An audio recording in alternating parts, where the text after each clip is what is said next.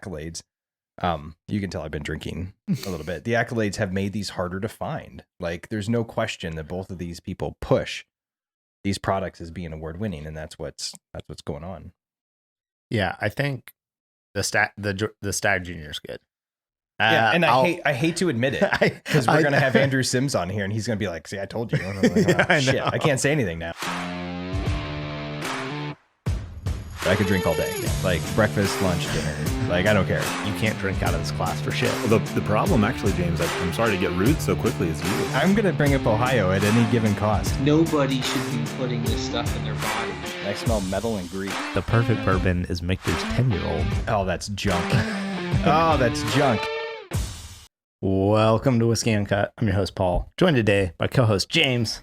Happy Sunday. Man, I'm really starting to like that intro. It's only the second time I've heard it, but that's really good. I know. I really, the soundbite I found of you saying that's garbage. Talking about Michter's 10 was just gold. I think I've said that quite a few times. Yeah. So, yeah. So, you do anything fun this weekend, James, before we get into our episode? This weekend? Yeah.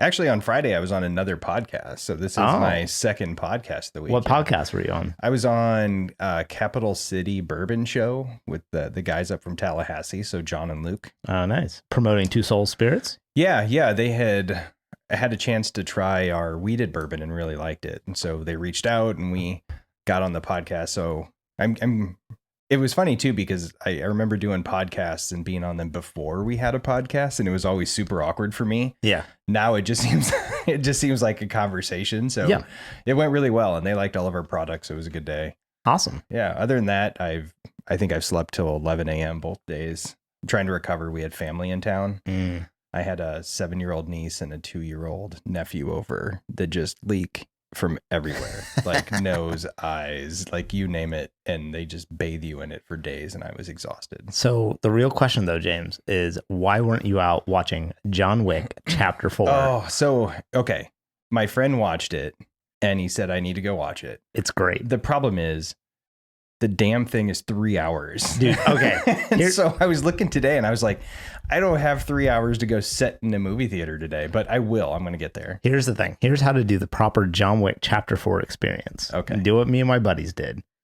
We went out to a gun range. Oh, we took a bunch of ARs and handguns and stuff. No. Okay. All right. We're incredibly responsible. Good. Go out to a gun range, shoot hundreds of rounds of ammo, and then immediately go watch the movie. Just get your testosterone up and then go watch the movie. But there's a crucial secondary step, James, that you have to accomplish between the shooting of the guns out in the heat and you're exhausted, you're dehydrated afterwards, and then going to watch the film.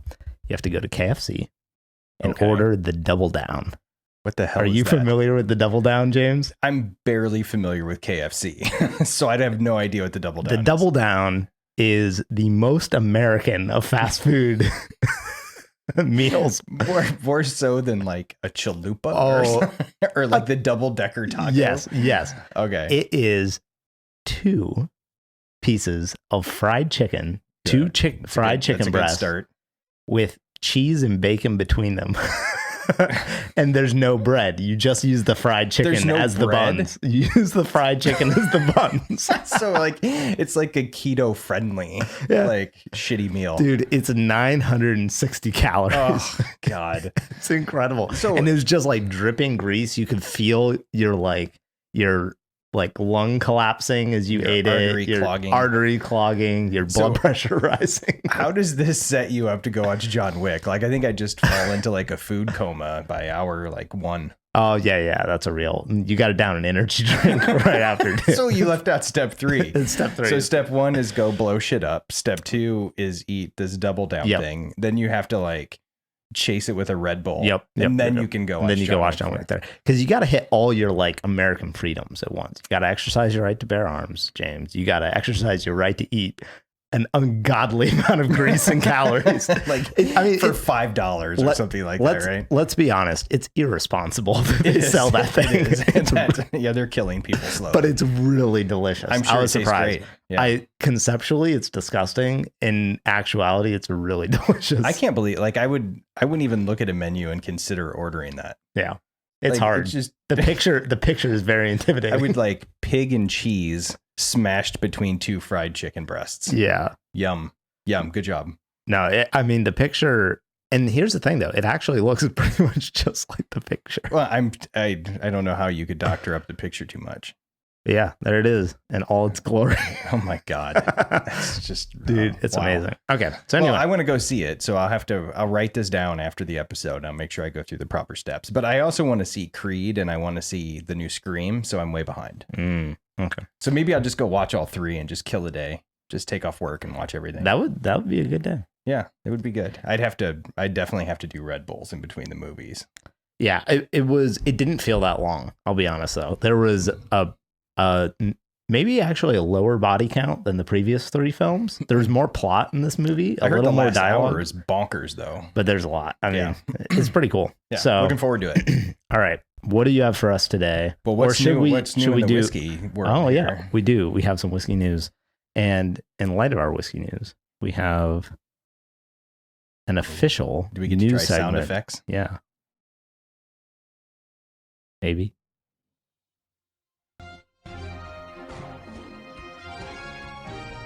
Nice. Welcome to Whiskey Uncut Global Breaking News.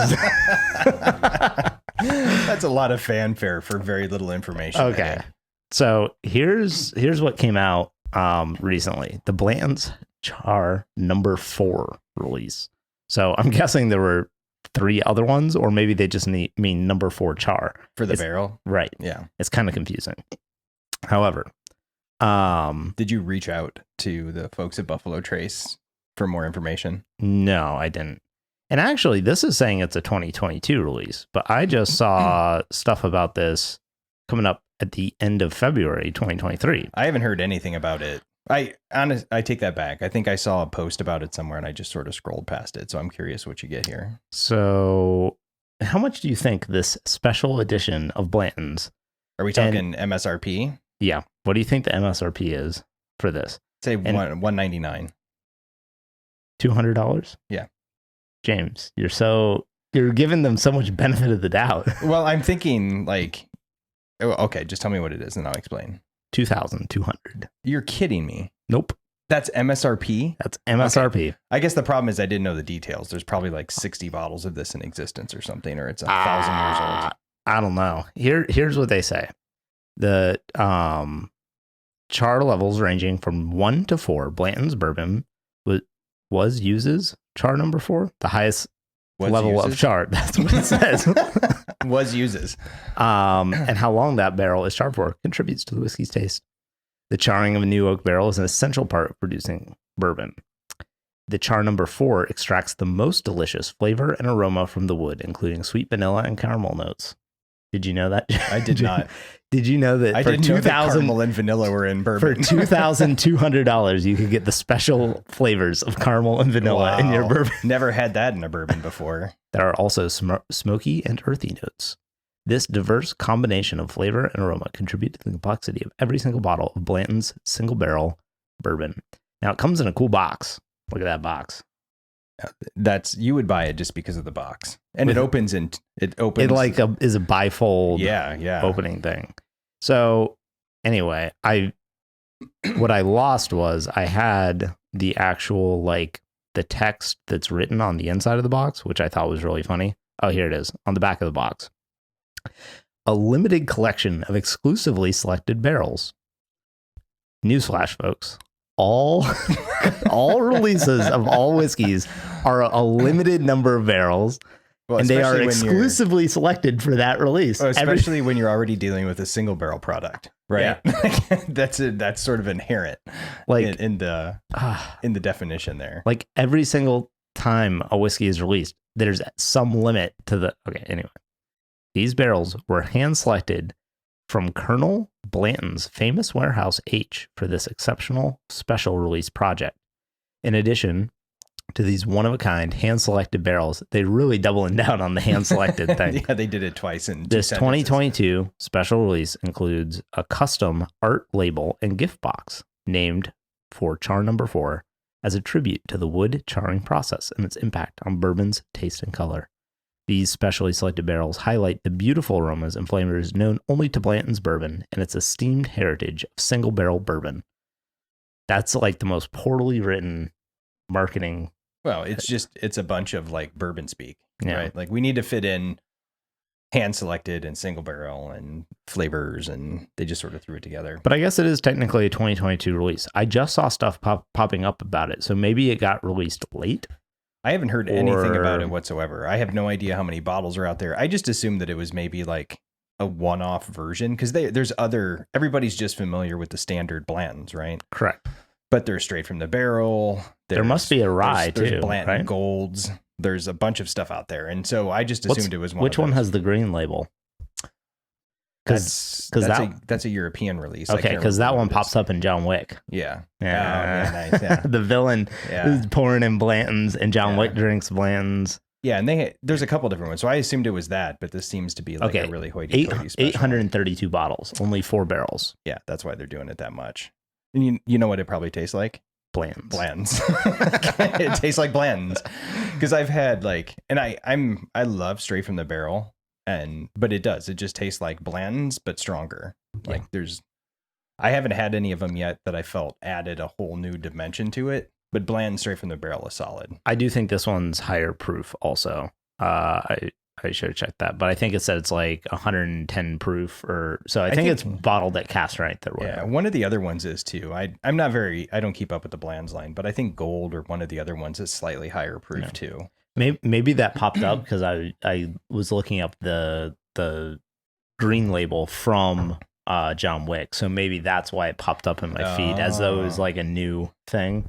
Yeah. So anyway, we should write Buffalo Trace and see if they'll send us a bottle for the podcast. That'd be great. Yeah. But in the meantime, for those of you looking for a budget-oriented special edition of Blanton's, head out, find chart number 4, and it's a good Father's Day gift. Yeah, it is. A couple grand. It is.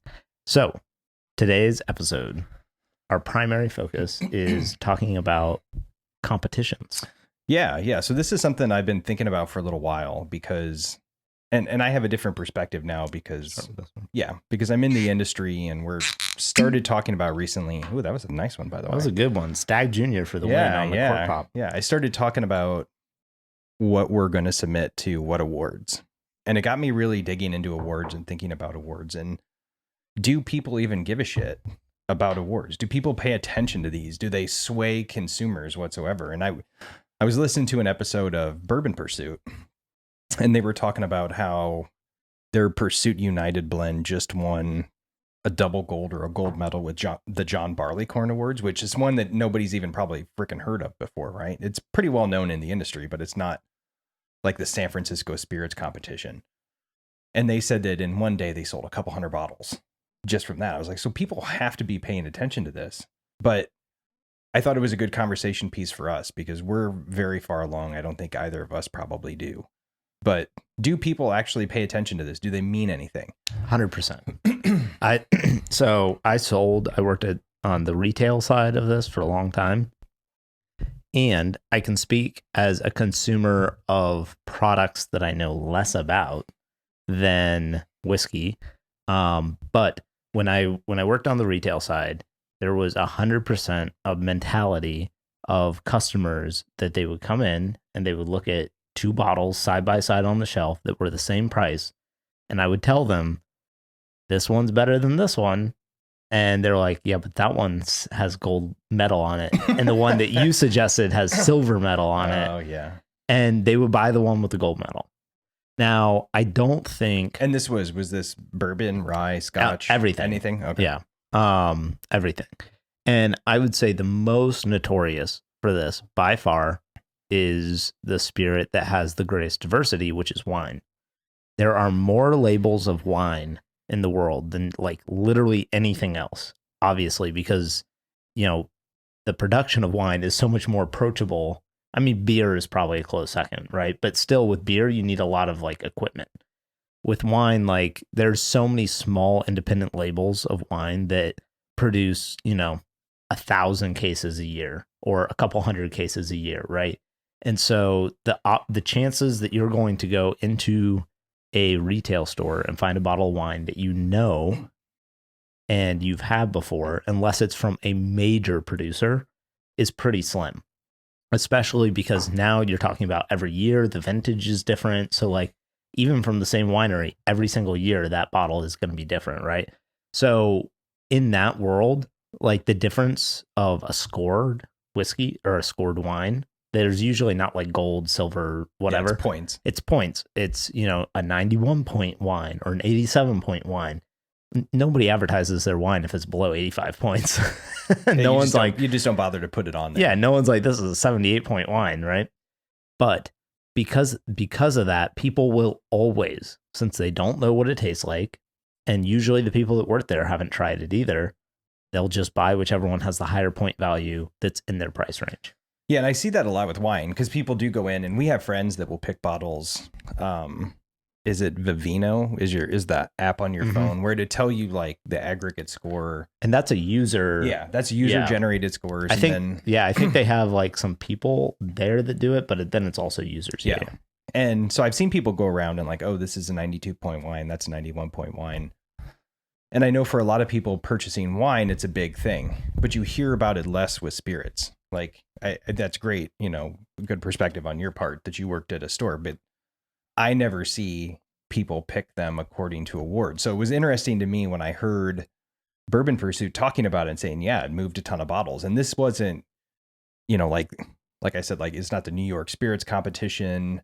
It's not the San Francisco Spirit competition. Like this was the John Barleycorn Awards, which is a little more niche. And I'll also say there's a lot more awards popping up. You have the Ascot Awards. You have American Distillers Institute Awards, the ADI. You have a bunch of different ones out there.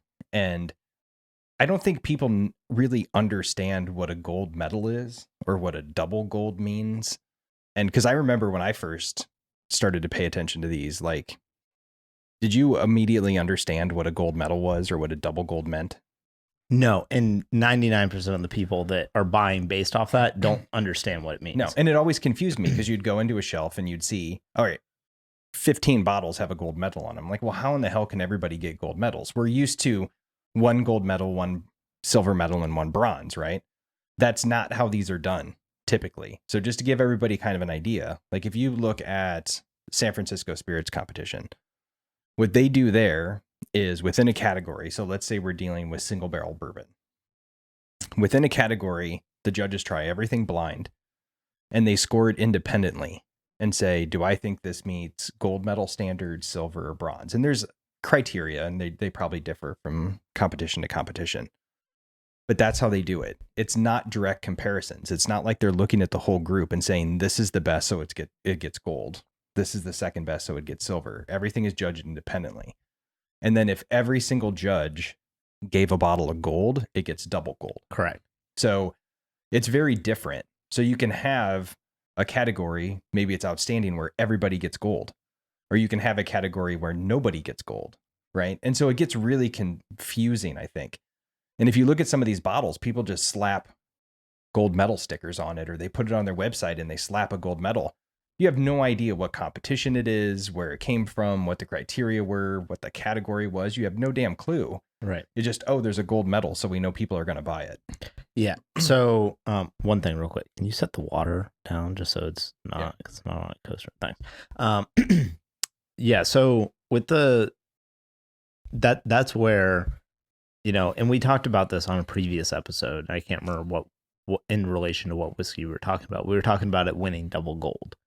And I've always maintained, as far as awards go, if something gets a double gold award at a competition and it's a reputable competition like San Francisco Spirits or something like that, that's probably a good indicator that it's a legitimately good spirit, because every single judge has to rate it gold, right? And so that means, at least for a wide variety of palates, maybe not your palate, but for a wide variety of palates that are at that competition, they all agreed that it was in the top, you know, tier of spirits in that category. The problem, I think, still comes down to you don't know what the categories are unless you go and research, right? Even then, sometimes it's not very transparent. Correct. And so One of the best examples of this, and I think it was from the San Francisco Spirits Award. Maybe it's different now, but a while ago I looked up like what the winners were because one of the, Buffalo Trace had won a couple of bourbon things, but then there was like one outlier who won like an award for bourbon or something. And I looked it up and I'm like, okay, so the categories they have are like best bourbon 5 years and younger, best bourbon 6 years and younger, best bourbon 7 years and younger, like at a bunch of, it was quite granular to the point where I was trying to think like, how many bourbons could even compete for the best bourbon 17 years and older category, right? I mean, like Eagle Rare 17, Pappy 20, Michter's 20. Like what else is up there that's competing for that? Orphan Barrel. Okay, so there's 4. Like, how many other 17-year-old bourbons are there, right? So one of those 4 is going to win. Well, and that's why they don't do them head to head, right? Correct. It's all based off of independence. So even if there's just one in that category, the fact that it gets gold means a lot. Right. And so that's what I was going to say is double gold. There's a separation between award ceremonies that award medals and ones that award like this is the best of the category. Yeah. Like best of class and Correct. Stuff like that. Right. Yeah. Because if you're looking at best of, like Bunnahabhain 25-year-old won best single malt 25 years or older in a category one time, right? It's the only one in there. Well, but you have no idea what else was submitted. Yeah. And right? I think my problem with it too from the beginning was when I first started to hear about these, I immediately didn't pay attention because I think, one, I didn't know who was judging. And when these first started, it was mostly industry folks and writers were sort of kept out of it. I know Fred Minnick was one of the first ones that were allowed in to be a judge in these competitions, but I just didn't know who was judging it. I've never seen a criteria sheet like, hey, this is what we're scoring it on. Maybe that exists somewhere, but I've never seen that level of transparency. Mm-hmm. And so the medals were coming from a competition that I had heard of, but I had no idea how it was being judged and how it was being scored and what the medals meant. And so for me, that was really difficult. And the key is there was this whole mystique of pay to play because you heard about all these things. Well, these are just pay to play awards. Like people are paying money to get into it. They're paying money with the implication being that you can pay to get a gold medal. And that's not the case. Well, see, I never thought that was the implication. I always thought it was just the implication is that because you do have to pay money to have your spirit submitted to the competition, that then you're inherently limiting the field at some level because probably not everyone wants to pay to have their spirit submitted every single time. It's pretty minimal. But I mean, so we were looking around. We decided to send ours to John Barleycorn. I think it was under $400 an entry, and you can enter, and that's per spirit. Mm-hmm.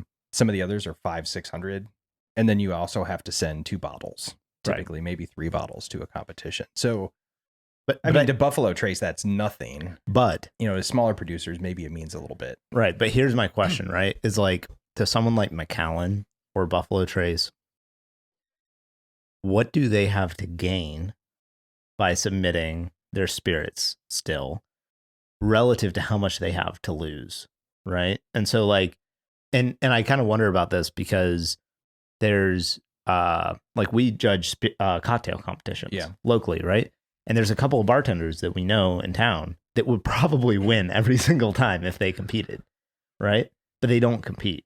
Yeah. Because they only have something to lose. And a lot of times too, they're training people, and that's part of their job. So they're putting people that they're training. But I mean, I asked. I won't name him, but I asked one of them one time. I was like, "How come you never compete in these?" He's like, "Because I've won bigger competitions, better awards. Everyone knows how good I am. If I go up and I show up and I do a crappy job, and I make a shit drink, and all that can do is hurt my reputation, right?"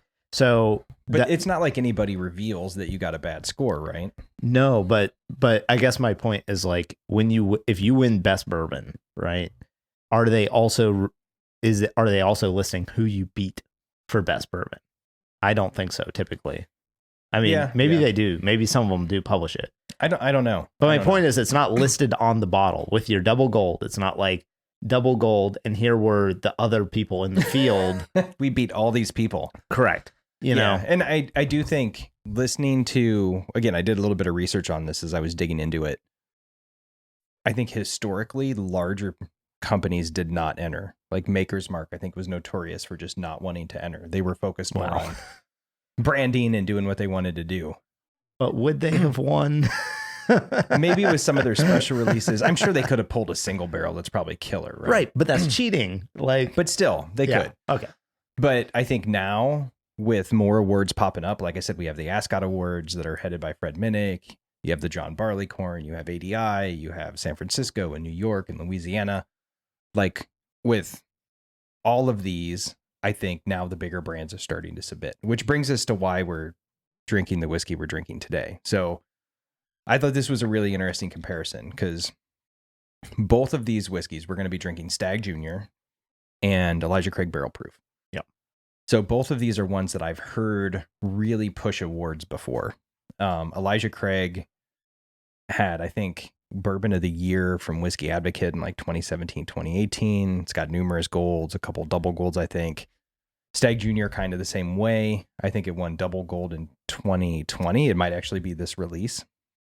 It also won Best in Category with the Ascot Awards and a variety of other things. They're also pretty unique because they're both large producers.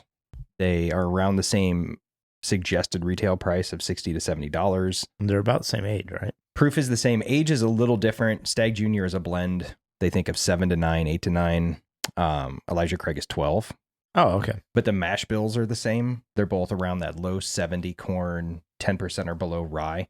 So, and they're both small batch from really large producers. So, and the two ones I brought today are both 2020 releases. So these are about as close to apples as apples you can get, and very, very well known for winning awards from a big producer. That's interesting. Elijah Craig puts the 12-year on the side, not on the front. They used to have it on the front of all their bottles, but then of course they went down to mostly 9-year stuff for the small batch. Yeah. But you can go and you can Google Elijah Craig award list, and it takes you right to a page that just like lists off all the gold medals. Same way with Stagg Jr. So these guys they definitely publicize these wins, and they put it out front of their marketing. But I guess, so how much do you think for a reputable brand that matters? And that's where I think, I mean, not a reputable brand, an established brand. I don't see the value to Buffalo Trace of that, because I think it's all portfolio. You're just adding pieces, right? It just, we're racking up this many awards last year, this many awards this year. It's more about the prestige of your overall portfolio than it probably is any independent spirit within it. That makes sense, because the one thing that I will say, I think awards are hugely important for, regardless of whether or not you look up, whether or not the consumer is educated on what the award means, is up and coming spirits and brands get seen by consumers due to awards, right? Take the Whiskey Uncut Awards, for example. We are an illustrious, the Whiskey Uncut Awards is an illustrious, sanctioned award ceremony that has very esteemed judges, right? With very esteemed judges, who, we have connoisseurs of casks on the panel. That's true. I forgot about that. That's a good point. But but for consumers who see that, it gives them a little bit of validation to go out and try that new craft spirit that they wouldn't otherwise feel comfortable to try, that they would just stick with their Buffalo Trace, because they know what Buffalo Trace tastes like. They know it's good. They know it's from a big brand, rather than this off the wall thing.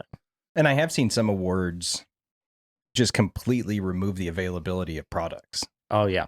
Like Henry McKenna, bottled in bond. You used to be able to find pretty much anywhere. I could find it on a shelf for 25, $30. It won like best whiskey in the whiskey Bible or something, and it disappeared. Yeah. And we've seen the same thing happened with Yamazaki 18. Yep. What am I thinking of? Old Scout. That sort of happened to them. I've seen it happen to a lesser extent with some new riff releases. So I've definitely seen smaller and bigger brands benefit tremendously from winning awards and competitions and getting some of these accolades, especially if it's like, Whiskey Advocate or something like that. I guess that's true because like Yamazaki was a well-established brand before Jim Murray wrote that Yamazaki 18 was the best single malt in the world. And I think that opened up an entirely new market in the US. Correct. But it was an established brand that wasn't at the forefront of people's, what they were looking at. Right. Yeah. So, yeah, I mean, it definitely, I guess you're right. It can definitely influence big brands and small brands alike. I always find it interesting because from a consumer standpoint, you never really know exactly what that award means per se, because you don't know what the field was. You don't know who the judges were. Which again, I think that there is the validity from like the double gold and stuff like that. But I think it's just more valuable in general to the consumer to find a reviewer or a journalist that you identify with as far as similar palate and try and find their opinion on something. Yeah, and I think that can be tricky, and not everybody is like going and watching reviews all the time, and Yeah, I do like the transparency I'm seeing though. Like you can go to the John Barleycorn Awards, ADI, Ascot. You can go to their webpage and you can look and it shows you all the judges. And you never know who's judging that year. I think it kind of rotates around, but I can see everybody. And I can see that, hey, Nancy Fraley's the head judge for ADI. Right. I can see that Fred Minnick, is running the Ascots, but he's also a judge sometimes for the John Barleycorn Awards. So at least I have some idea of who my target audience is, me being, a producer. Right. But also, if I'm looking into it, I can be like, hey, Fred Minnick knows his shit. So if he was on a judging panel and this one won double gold, I bet it's good. It's not going to be crap. At least it's probably going to be a pretty good whiskey. So I think that's improved, and that was the big deal with me. Is I think there's a move in transparency in whiskey in general. Just everybody wants to know more about what they're drinking, and I think it's funneling down. It's trickling down to these other aspects of it. And now people want to know what these awards mean and what these scores mean, because for years it's just seemed arbitrary. Yeah. Like for instance, I've never seen a wine get a 50. Right. Like everything's 80 or 90. I'm like, really? Is every freaking bottle out there getting 80 and 90? And so, yeah. And see, that's why I've never scored. Well, no, early when I first started Malt Mondays, I did score whiskeys, but I quickly stopped. Because one of like the OG whiskey reviewers on YouTube, like the first guy, Ralphie, if you go back and you watch every single one of his videos and the scores he's given, I don't believe he's ever given lower than a 68. Yeah. Right. So then what's the point of having a 0 to 100 scale, right? If everything's because that basically means a 68 is 0. Yeah. Right. I mean, and that's why I think a lot of people do barrels or stars. But no one's giving it a 0 barrels. I've seen like a 1-star rating once. It was probably Defiant or something like that. I don't know. But it's pretty rare, right? I mean, everybody's kind of generous. And I think everybody's trying to be as nice as they can.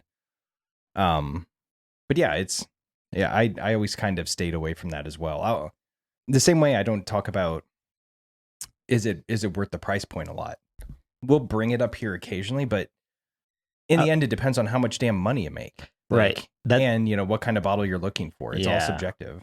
Yeah. So I never talk about whiskey as far as, is it worth the price per se? Because like you said, it's all relative to how much money you make and what your budget for whiskey is, right? Like to a lot of people, Stagg Jr. is a steal at $70. To me, probably not so much. Well, right? And you're good luck finding it for that. I mean, that's $200-300 bottle right now. But I'm just saying, even at MSRP, right? But what you can talk about is value relative to competition. And that's where I think you can make a legitimate argument as far as, especially like, how much proof are you getting? How much age are you getting? The exclusivity of it. Then you can talk about the subjective aspects, which is the flavor, right? Because that is subjective. So, and that's one of the things I like about the awards now. Like you said, they are getting pretty granular. So, when we went to enter, we could have entered ours in a variety of different categories, but it's a 4-year bourbon. Now, can you pay multiple times to enter it in multiple categories? I don't think so. No. You might be able to do it in I'd have to look into that. It seems like it should just be automatically entered in whatever category is most applicable. Well, that's kind of up to you because you can enter it in a variety of things. So ours was a 4-year craft bourbon. Right. That's also a single barrel and it's cask strength. Right. So it should be entered by default in all those categories. But is it going to be in straight bourbon? Is it going to be in single barrel straight bourbon? Is it going to be in under 4 years?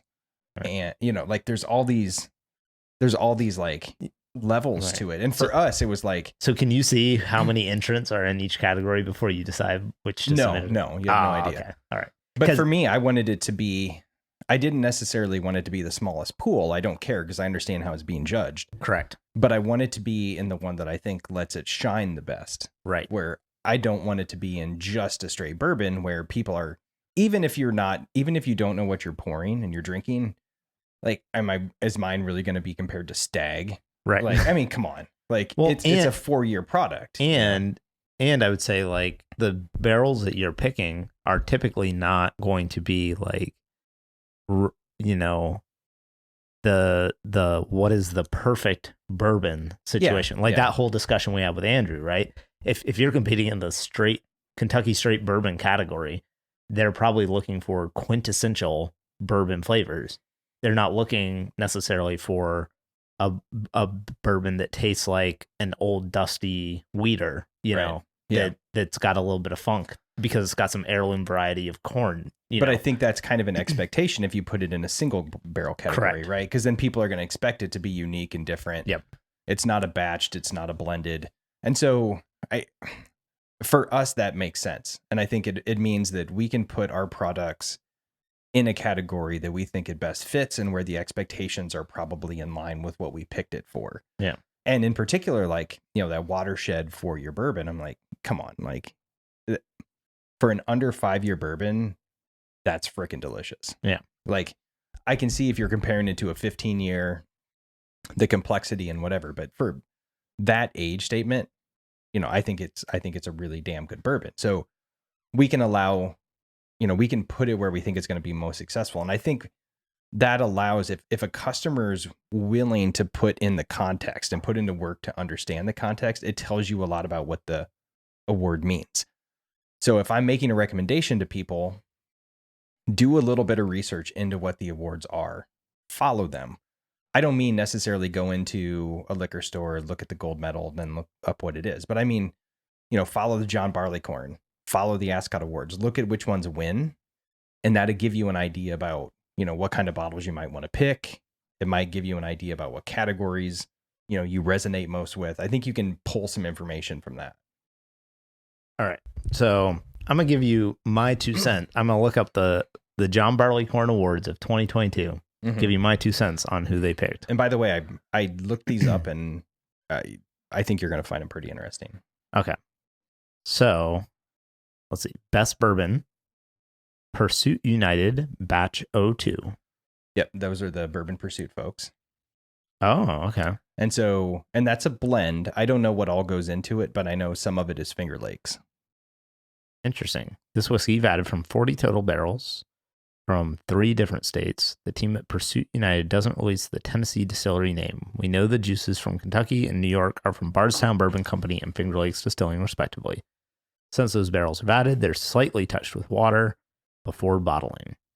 So that beat out all other bourbons. Yes. For best bourbon at $65 a bottle. Yeah. That's impressive. And it's a blend. I think it's mostly Have you had it? Middle-aged younger stuff. I have not. But I can tell you what, looking at that award and looking at the description, I wanted to buy it. Yeah.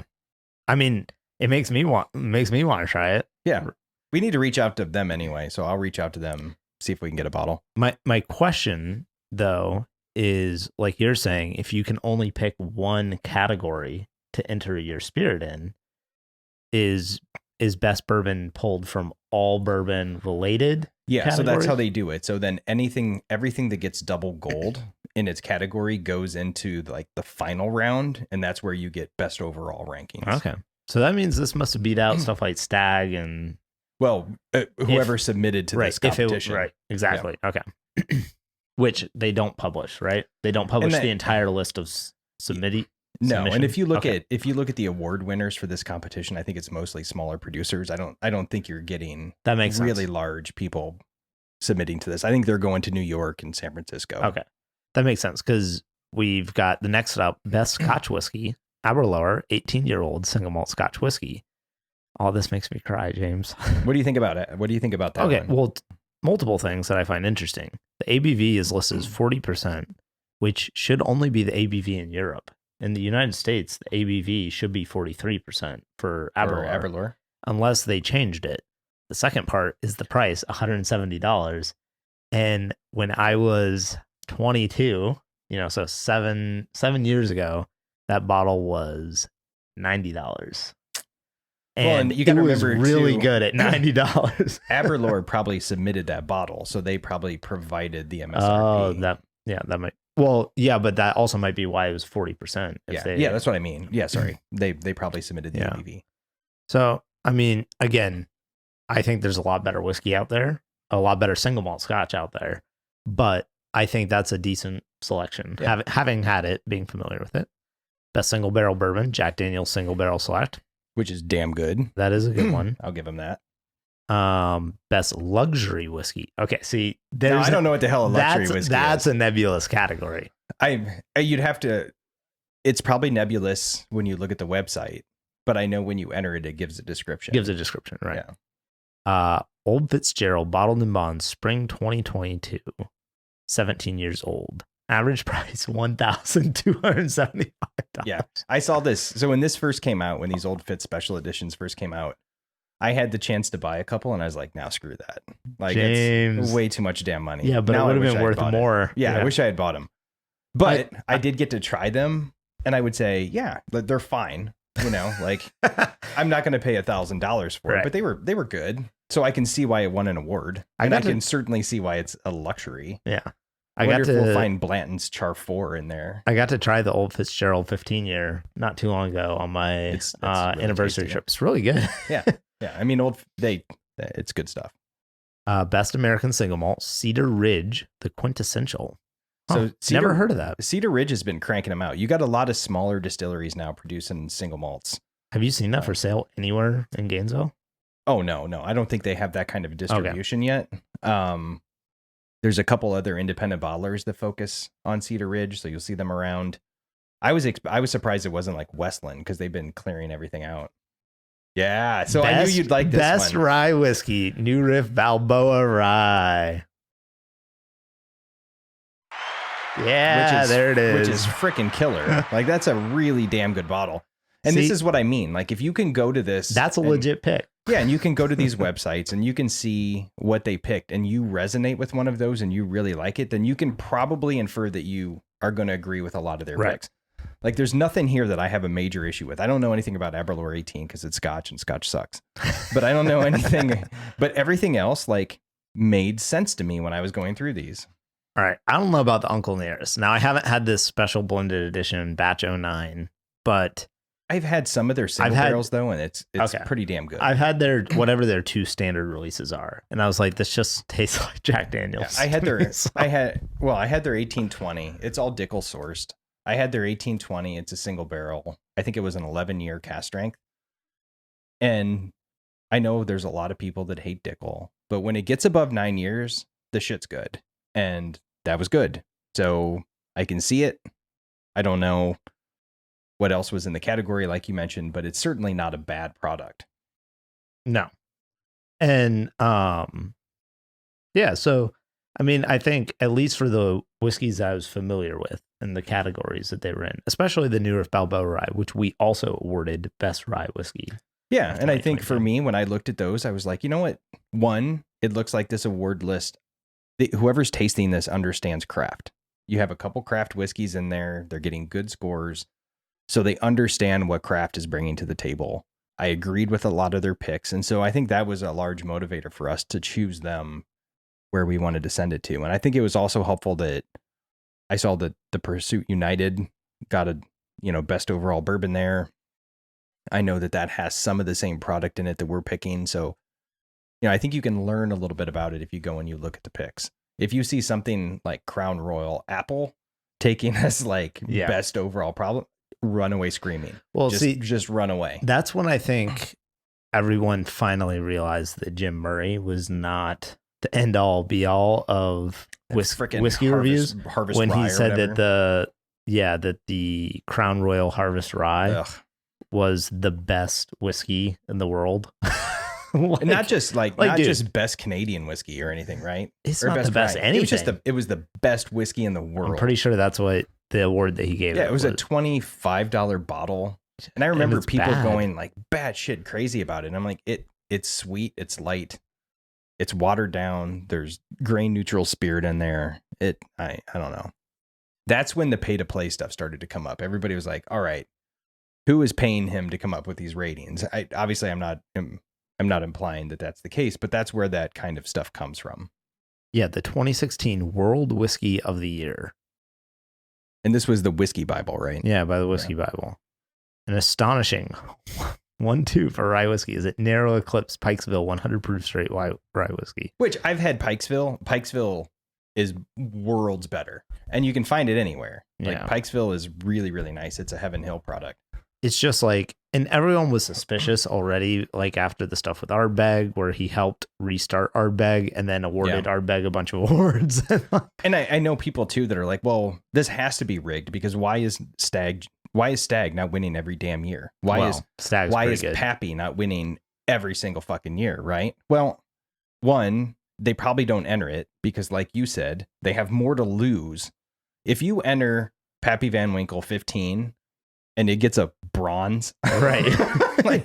You look like shit, right? Because you're not going to do that because you might not advertise that you won bronze, but it's published that you won bronze, right? But if you want Stagg Jr. to start to close the gap between that and Stagg, right? You want it to elevate, then submit it. But, that's why they don't always win. And there's been years, I was listening to a podcast with Fred Minnick on it, and he was like, there's years where Stagg has entered these competitions and they get a silver. Yeah. It's just the way that it is. They're not supposed to know what it is. Now, here's the funny part, though. A lot of these folks know their shit. Yeah. And they've drank a lot of whiskey. And in the podcast, Fred was talking about how the first time he did, I think it was San Francisco, he was going through and he was like, oh, I know what this is. I know what that is. I know what this is. And how much does that actually bias you? Mm-hmm. Now, somebody came around and told him who had been doing this for a long time. And they're like, you shouldn't even do that. Because that's going to introduce bias to it. And I think he's gotten better of that over the years. It's just more like, all right, what is the merit of this one sample? But that some of these people know what they're drinking. I have a friend who can taste Knob Creek. You can put 2 drops of fucking Knob Creek in a vat and he'll be like, oh, did you put Knob Creek in there? I'm like, God damn it. Come on, man. So these people do that. And how much does that sway your opinion, even unconsciously, about whether or not you give it a gold or a silver? I mean, I would say the the best example of that, I judged a local whiskey competition one time, and they gave us a lineup of the 6 whiskeys that had passed whatever the second round or first round, I don't know. But I tasted one of them and I was like, I'm really I think I know what all 6 of these are, and none of these deserve to win. But that was my. You're bringing your own experiences in. That was my own experience of as soon as I smelled them, I was like, I know this is Glenfiddich 12. I know this is Balvenie 12. I know this is Jack Daniels. I know this is, whatever. And And I was just like, none of these like should be winning. But they were what was there, right? And you worry about consistency too. Like you and I have on record shit that we like and shit that we don't like. Right. If I went to a competition and I was judging a competition and I gave Michter's 10 a double gold, I would quit. Like I would cry.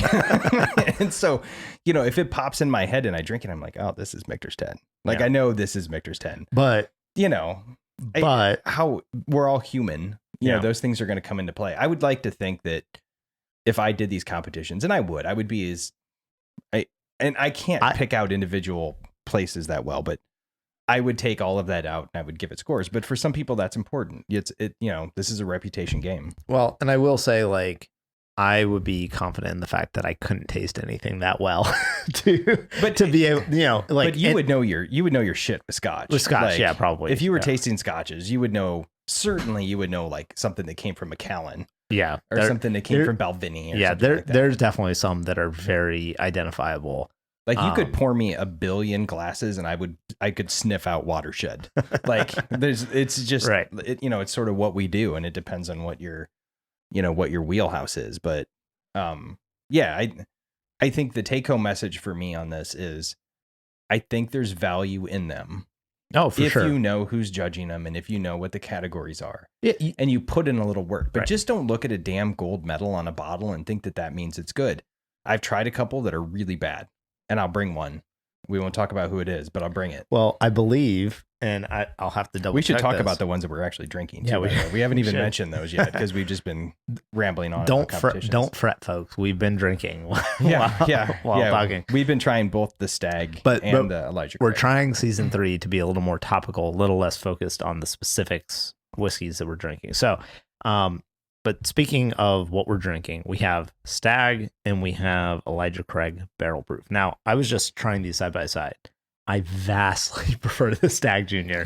to the Elijah Craig Barrel Proof. Yeah, I hate to say it, but I kind of do too. The Elijah Craig Barrel Proof to me just has this kind of... And I should say it's like a slightly sour... Batch B520. So this is May of 2020. Okay, which is probably some illustrious batch that Elijah Craig fans I only love, have a couple bottles of it.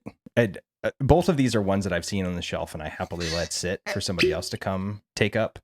But this was one of the higher thought of ones that I had, and one that I remember trying before and being like, all right, I can do that. I just feel like with Elijah Craig, and again, this is one I have preconceived biases against.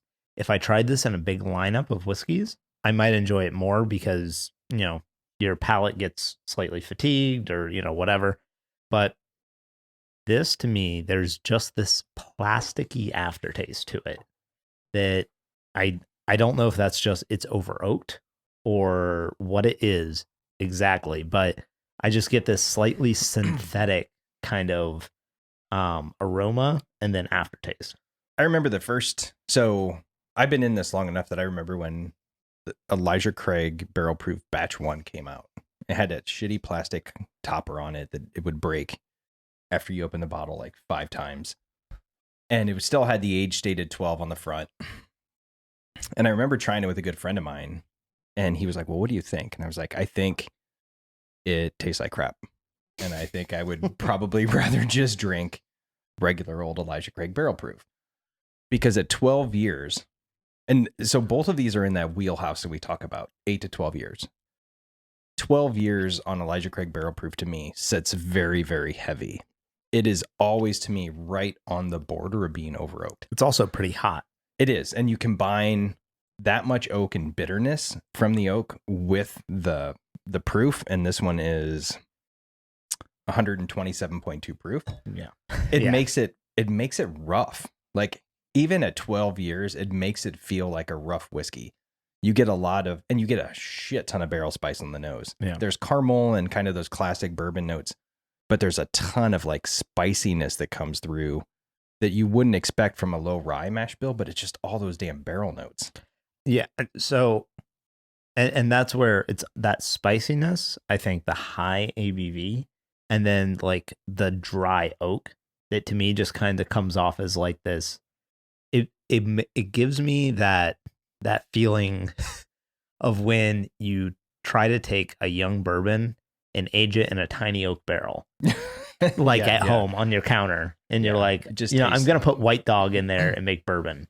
Like, it's just got that little bit of like fake age flavor to it, but it's not bad. I can see how people like this who want a really potent, it's fucking big. punch in the face whiskey. It's big and leathery and It is. heavy. And this is one, quite honestly, that I want to like. And I've tried. I think the finish is a little short though. It is a little bit.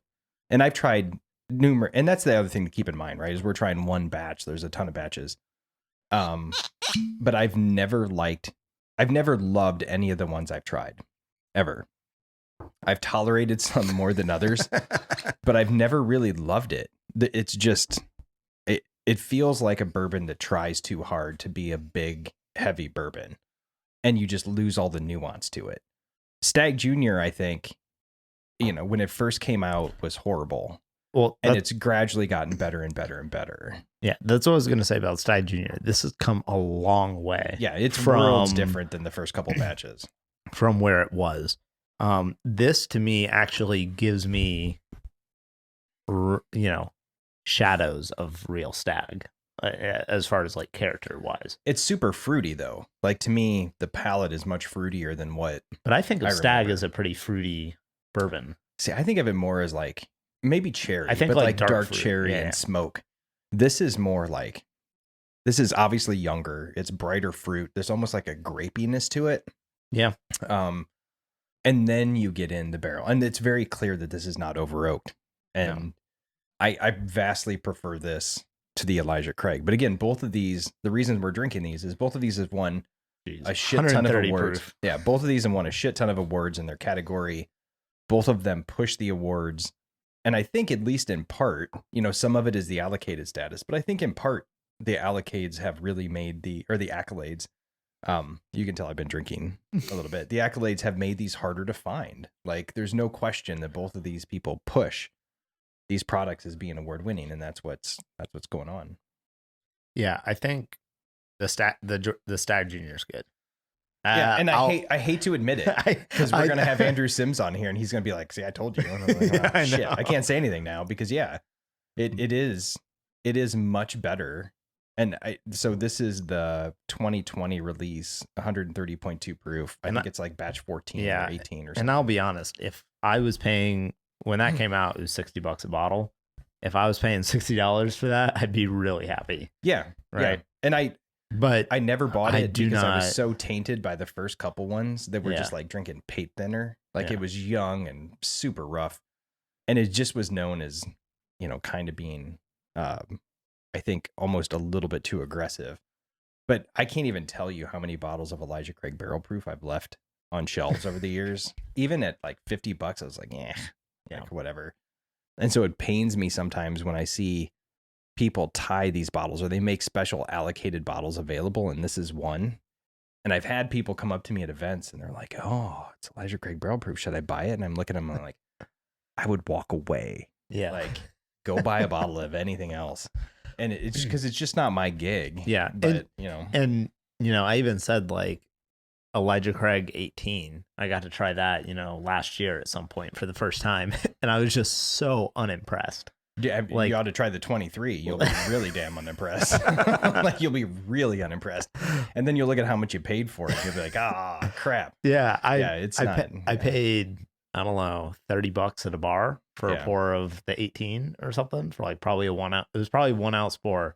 And I tasted it. I'm like, there's no flavor to this. And see, this is a good point. It's 45% ABV, I think. It's 90 proof. Yeah, it's thin. And I was like, this to me just tastes like slightly older Blanton's, or, it just has a very fine taste to it.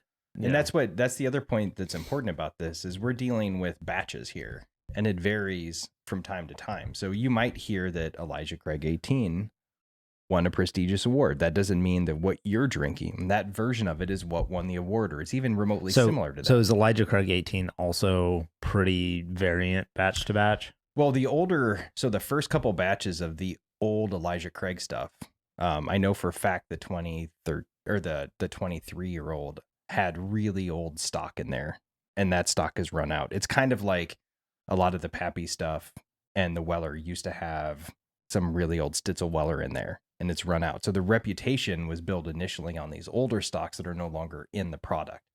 So you have to keep in mind too, different versions of the product and what's being put into those blends now versus then. So for instance, like SAS 18 won a shit ton of awards when it was vatted, and because it was the same stock, right, for years and years and years. Now it's vastly different. So you have to keep those in mind too when you're looking at awards. I would not look at any old Scout products from 2012 and think that those awards are reflective of what they're getting now. Yeah, and that's a fair point too, because even though that's less common with Scotch, there are certain Scotches that have a very similar situation, like Highland Park, 25 years old. One, I think it had like the longest tenure as like best single malt in the world from like multiple people for like probably like 10 years straight or something, right? But then it just kind of fell off the radar. So it's like those, you go back and look at some, if you try to get like those old Highland Park 25 years, it was like those were, they transitioned from them being like a small batch to a more consistent release. Yeah. And so it lost some of its magic. And you'll see, like I mentioned Old Scout. So Smooth Ambler got on the map because they won single barrel of the year. That was one damn barrel, right? Mm-hmm. One barrel. And they gave all of the bottles from that barrel to people that worked at the company. Oh. And I happened to get a hold of a bottle from from the sister barrel. So one that was like right next to it. But that's an example. Like, you can't look at that award that product received and think that everything after that is going to be reflective of that. Or quality. that anything you're going to go out and buy. Yeah, nothing you're going to buy is probably going to remotely be like that. They cherry pick that barrel out of thousands of barrels. So, you have to kind of keep it in context. But dude, the Stagg is just much better. The Stagg is double gold worthy.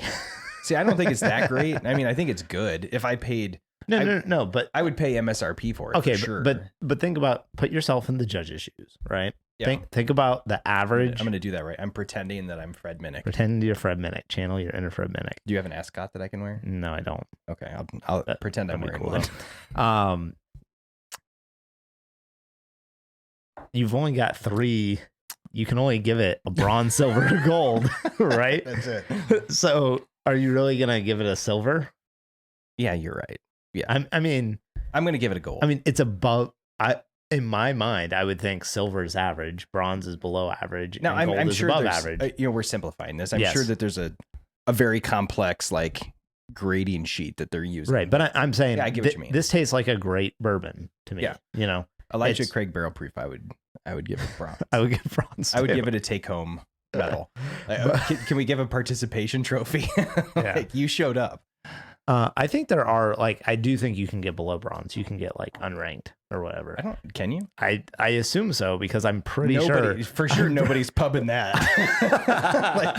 We submitted this and it was unranked. I know, but I'm pretty sure I've seen spirits that had like double bronze as like their claim to fame. No, come on. I Nobody's think so. got what's double bronze mean? Everyone rated it as bronze.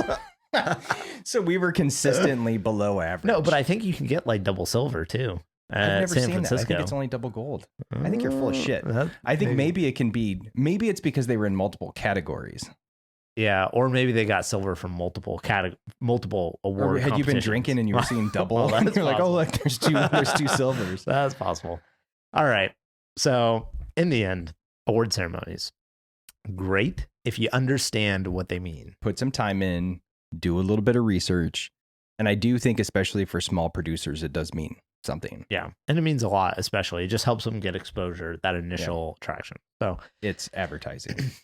And thank you for bringing these 2 not double gold bourbons, award-winning bourbons with me. Yeah, for me to try. That was fun, because I haven't really, well, Elijah Craig wasn't that fun, but the Stagg was fun. I haven't gotten to try that. It's at least interesting because it's been a while since either of us had it, I think. Yeah, that's true. Yeah, go back and revisit stuff. It's always kind of fun. It is. And that Stagg, it's getting all like mapley in my glass. I noticed you poured a little bit extra at the Stagg. Once you told me it was $300. Right. I was like, got to get my money's worth on this podcast. Yeah, that's true. All right, James. Until next time, Drink, share, enjoy.